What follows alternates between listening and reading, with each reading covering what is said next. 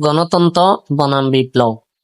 গণতন্ত্র বনাম বিপ্লব শিরোনাম থেকে এটাই প্রতিপাদ্য বলে মনে হবে যে বিপ্লব গণতন্ত্রের বিপরীত পদ্ধতি।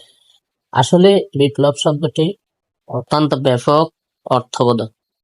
ব্যাপক পরিবর্তন বা মৌলিক পরিবর্তনকে বিপ্লব বলা হয়।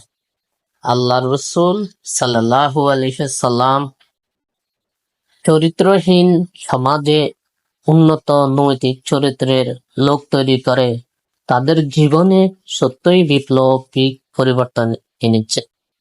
তিনি মদিনায় বিনা রক্তপাতে সরকারি ক্ষমতা গণসমর্থনের মাধ্যমে লাভ করে প্রচলিত গোটা সমাজ ব্যবস্থার বৈপ্লবিক পরিবর্তন সাধন করে। এই জাতীয় মৌলিক পরিবর্তনকে বিপ্লব বলা যায়। অবশ্যই দার্শনিক বিপ্লবই জাতীয় পরিবর্তনের সঠিক সংজ্ঞা। এটাকে সশস্ত্র বিপ্লব বলা সম্ভব নয়। বিপ্লব শব্দের ব্যবহার। সাধারণভাবে বিপ্লব শব্দের সশস্ত্র বিদ্রোহ, সামরিক অভ্যুত্থান, শক্তি বলে সরকারকে উৎখাত ইত্যাদি বোঝায়। এভাবে ক্ষমতা দখলকারী সরকার গৌরবের সাথে বিপ্লবী সরকার নামে পরিচয় দেয়। তাই এই কারণেই যখন কেউ বিপ্লবের আওয়াজ তোলে তখনই মানুষ শক্তির ব্যবহার হবে বলে স্বাভাবিকভাবেই ধারণা করে। অবশ্যই আজকাল বিপ্লব শব্দটির যথেষ্ট ব্যবহার অনেকেই করেছে। আন্দোলন করার অর্থই তারা বিপ্লব শব্দ ব্যবহার করতেন। নিরক্ষরতা দূর করার ব্যাপক প্রচেষ্টা আন্দোলন বা অভিযান বলাই যুক্তিযুক্ত। এই কাজটি এত শ্রম, সাধ্য ও সাধনা সাপেক্ষ যে কয়েক বছরেও যদি কোনো দেশ নিরপেক্ষতার অভিশাপ দূর করতে সক্ষম হয় তাহলে জাতীয় জীবনে এটা অবশ্যই বৈপ্লবিক পরিবর্তন। কিন্তু এই পরিবর্তন গায়ের জোরে হবে না। সাক্ষরতা আন্দোলন সফল হলেই তা সম্ভব। সেচ ব্যবস্থাকে ব্যাপক করার উদ্দেশ্যে এবং বন্যার পানিকে ধারণ করার প্রয়োজনে খাল খননের গণ আন্দোলনকে বিপ্লব নাম দেওয়া হচ্ছে। একটি শব্দের বিশেষ একটা ওজন আছে। যেখানে সেখানে কোন শব্দের প্রয়োগ সাহিত্যরস বা হাস্যরস সৃষ্টির উদ্দেশ্যেও ব্যবহার করা হয়ে থাকে। বিপ্লব শব্দটি কোথায় ব্যবহার করা উচিত বা অনুচিত এই বিষয়ে মতভেদ হওয়াও অস্বাভাবিক নয়। কিন্তু যেই দেশে সশস্ত্র বিপ্লবের আওয়াজ জনগণ শুনতে পায় সেখানে বিপ্লবের সস্তা ব্যবহার চলতে থাকলে মানুষের মধ্যে অবাঞ্ছিত বিপ্লবের প্রতিরোধ স্পৃহা নষ্ট হয়ে যেতে পারে। কঠিন পরিস্থিতিতেও বিপ্লবের আওয়াজ খাল কাটা বিপ্লবের মতোই জনগণ নিরাপদ মনে করে অবহেলা করতে পারে। তাই বিপ্লব সম্পর্কে সচেতন থাকার প্রয়োজনে হালকাভাবে এর ব্যবহার অনুচিত। যা হোক, বিপ্লব শব্দের ব্যবহার আলোচ্য বিষয় নয়। ভাববার বিষয় হলো যে আমরা বিপ্লবী সরকার চাই না গণতান্ত্রিক সরকার কামনা করি। দেশে বিপ্লবের মাধ্যমে সরকারের পরিবর্তন চাই না গণতান্ত্রিক পদ্ধতিতে চাই। জনগণকেও এ বিষয়ে সজাগ হতে হবে যে কাদেরকে সমর্থন করা উচিত।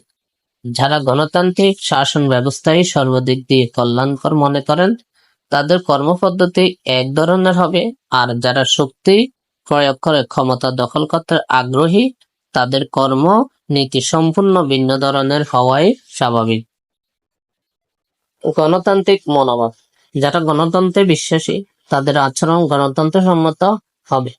গণতন্ত্রের দোহাই দিয়ে বিরোধী দলের আন্দোলনকে অশালীন ভাষায় গালি দেওয়া চলে না। গণতন্ত্র মানা লোকের ভাষায় জানিয়ে দেয় যে তিনি অধৈর্য নন। সরকারি ক্ষমতায় থেকে কোনো বিরোধী দলকে অন্য দেশের দালাল বলে গালি দেওয়া অর্থহীন। দালাল হয়ে থাকলে আইনের মাধ্যমে বিচার করুন। সরকারের হাতে আইন রয়েছে, সে আইনের প্রয়োগ না করে অসহায়ের মতো গালি দেওয়া দুর্বলতাই পরিচয়।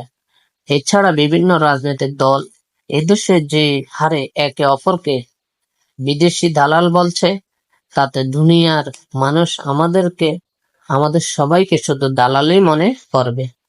গণতান্ত্রিক পরিবেশ সৃষ্টি করতে হলে রাজনীতিবিদদের পরম ধৈর্যশীল হতে হবে। দুঃখের বিষয়, এই ধৈর্যেরই অভাব সবচেয়ে বেশি।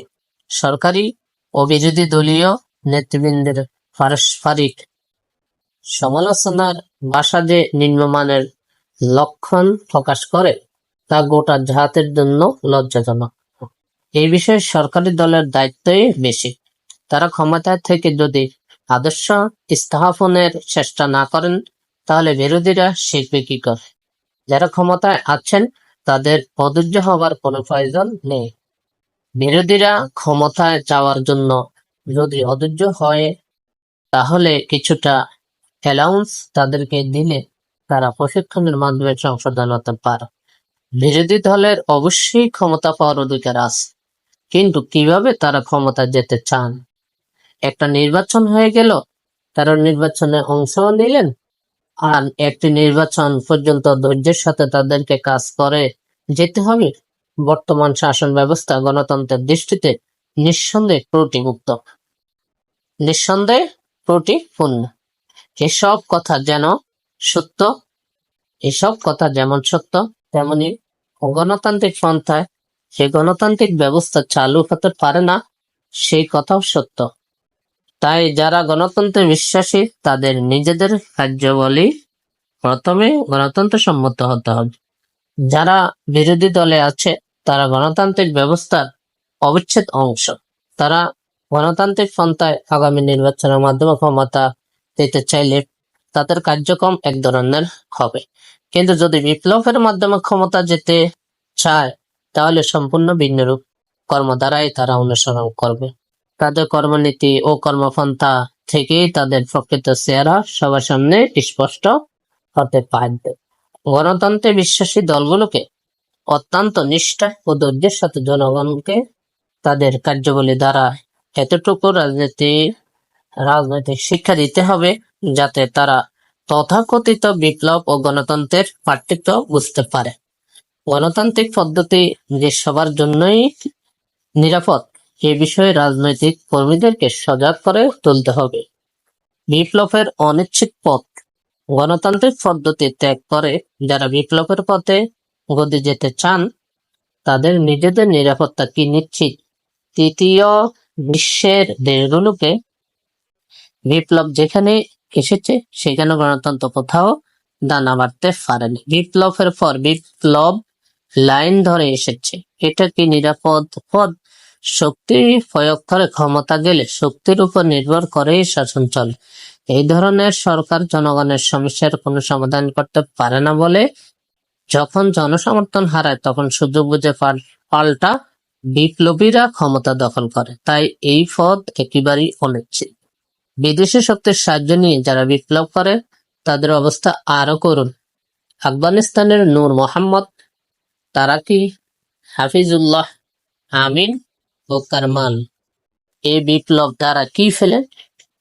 যারা কাবুল স্টাইলে স্বপ্ন দেখেন, তারা এটাকে নিরাপদ পথ মনে করেন। কোন ভিত্তিতে? তথাকথিত বিপ্লবের পথে দেশকে একবার ঠেলে দিলে ফিরিয়ে আনার উপায়? এই বিপ্লব জনগণের পারস্পরিক আস্থা খতম করে, এমন এক পরিবেশ সৃষ্টি করে যার ফলে দেশ গৃহযুদ্ধের আগুনে কারখার হতে থাকে। তাই বিপ্লবের পথ ত্যাগ করে গণতান্ত্রিক পদ্ধতির উপরই সবার আস্থা স্থাপন করা উচিত।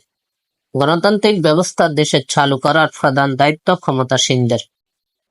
তারা যদি নিজেদের গদি ঠিক রাখার উদ্দেশ্যে তাদের বেশন করা মাফে গণতন্ত্র দেন, তাহলে ময়দান বিপ্লবীদের পক্ষে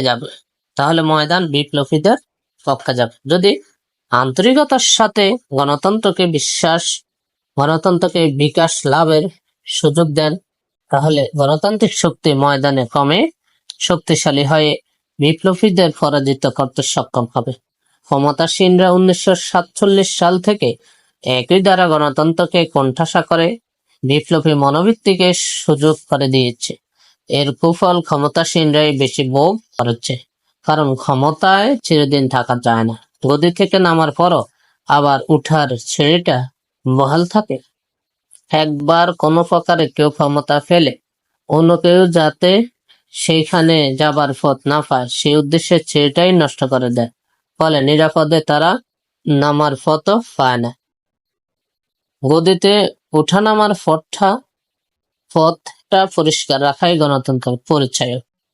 পাক ভারত বাংলাদেশের সাম্প্রতিক ইতিহাস আমাদেরকে সুস্পষ্ট শিক্ষা দেয়, কিন্তু মানুষ ইতিহাস থেকে কমই শিক্ষা গ্রহণ করে। গণতান্ত্রিক পথে ইন্দিরা গান্ধী ক্ষমতা থেকে বিদায় হলেন। অনেকে মনে করেছিলেন যে তিনি চিরবিদায় নিলেন, কিন্তু ওই গণতান্ত্রিক পথেই আবার ফিরে আসার সুযোগ পেলেন। গণতন্ত্রের উপর আস্থা হারানো বুদ্ধির পরিচায়ক নয়। শেখ মুজিব ও ভুট্টো জনসমর্থন নিয়ে ক্ষমতায় এসেও গণতন্ত্রের উপর আস্থা হারালেন, ফলে এমন পথে তাদের যেতে হলো যে পথে গিয়ে আর ফিরে আসবার উপায় থাকলো না। ক্ষমতাসীনরা যদি এটা বুঝতে পারত তাহলে ইতিহাসের অনেক করুণ ঘটনাই হয়তো ঘটত না। সরকারি ও বিরোধী দল সব দলকে অত্যন্ত স্থির মস্তিষ্কে সিদ্ধান্ত নেওয়া দরকার যে দেশের জন্য, তাদের দলের জন্য, এমনকি নেতাদের জন্য কোন পথটা মঙ্গলজনক ও নিরাপদ।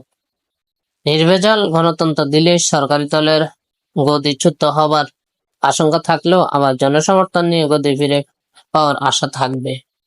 বিরোধী দল এক নির্বাচনে ক্ষমতা না পেলেও আবার সেই সুযোগ আসতে পারে। তাই গণতন্ত্রের এমন নিরাপদ পথেই সবার কাম্য হওয়া উচিত। গণতন্ত্র হলো যুক্তি, বুদ্ধি, যোগ্যতা ও খেদমতের প্রতিযোগিতা, আর বিপ্লব হলো বন্দুকের লড়াই। মনুষ্যত্বের উন্নয়ন বন্দুকের হাতে অসম্ভব। একথা ঠিক যে পাশ্চাত্য গণতন্ত্রের ত্রুটি আছে, তবে প্রচলিত অন্যান্য শাসন ব্যবস্থা থেকে তা কম মন্দ। গণতন্ত্রকে প্রকৃত কল্যাণকর ব্যবস্থা হিসাবে দেখতে চাইলে ইসলামের কতক মৌলিক শিক্ষাকে গ্রহণ করতে হবে, আর সবচেয়ে বড় হলো আমাদের যুব শক্তিকে তথাকথিত বিপ্লবের রোমান্টিক স্লোগানের মোহ থেকে ফিরিয়ে রাখা। এজন্যই ইসলামী বিপ্লবের স্লোগান উঠছে, বিপ্লবী যদি চাও তাহলে এসো ইসলামের ছায়াতলে। আল্লাহ রাসূল সাল্লাল্লাহু আলাইহি সাল্লাম মক্কা বিজয় করলেন বিনা রক্তপাত। গোটা আরবে তিনি মনুষ্যত্বের মহাবিপ্লব আনলেন, গায়ের জোরে নয়, চরিত্রের বলে। এরই নাম গণতন্ত্র। আগামী পর্বে আলোচনা করব গণতন্ত্র পরিভাষার প্রতি অ্যালার্জি।